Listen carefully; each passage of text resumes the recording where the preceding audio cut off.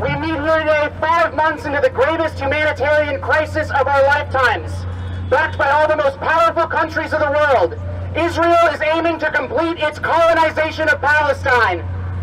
In Gaza, where millions of Palestinians live without freedom of movement, democratic rights, or control over their lives, the Israeli invasion has turned to wholesale slaughter.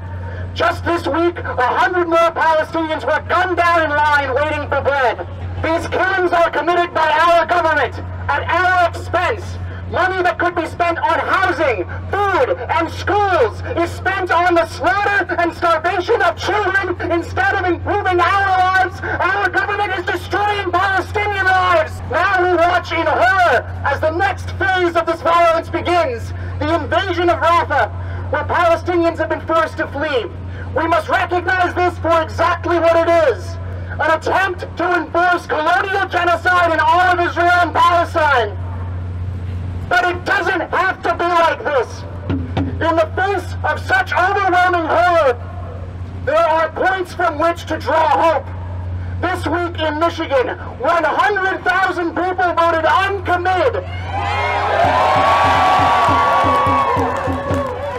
The clearest sign yet that Americans are coming to reject the pro-war policy of Joe Biden. Just to our north, in Washington, in the ongoing primary, organizers are again rallying for an uncommitted vote. If you live in Washington and are voting in the Democratic primary, what are you voting for? Uncommitted! That's right! The vote in Michigan should remind us we are not alone. All the world's powers stand on one side of this fight, but the people increasingly stand with Palestine. This was shown again by the death of Aaron Bushnell. Aaron was a military man. He'd spent years of his life serving the kind of violence we see right now. But something happened to Aaron that is happening to people around the world. Aaron saw the true face of the war machine and could not bear it. And so, this military man did the only thing he could think to do. In an act of protest, he set himself alight and gave his life in the hope that in dying, he could awaken this country to the slaughter we are carrying out. His death was not in vain.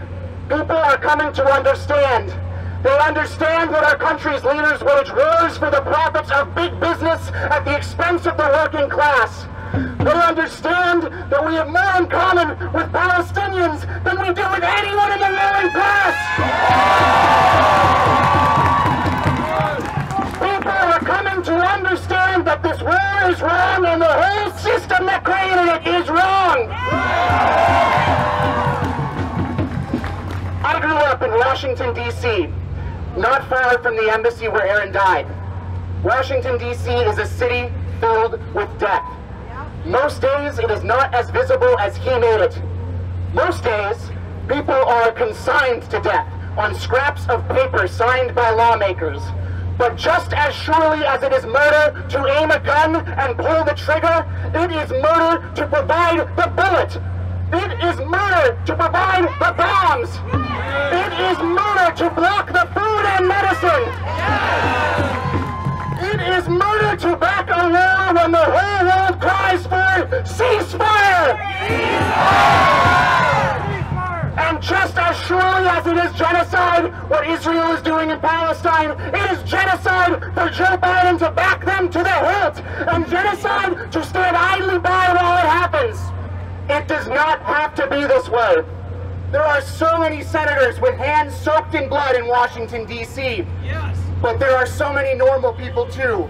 Just like Portland, just like Raffa, just like all who stand today across the world in solidarity with Palestine. There are people every day locked out of power, but hoping always for a better life. Most of these people aren't born understanding that war is wrong. They might join the military.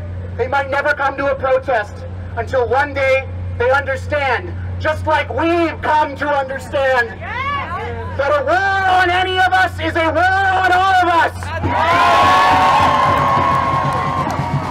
This is our job, everyone protesting here today, to win over the people who have not joined us yet.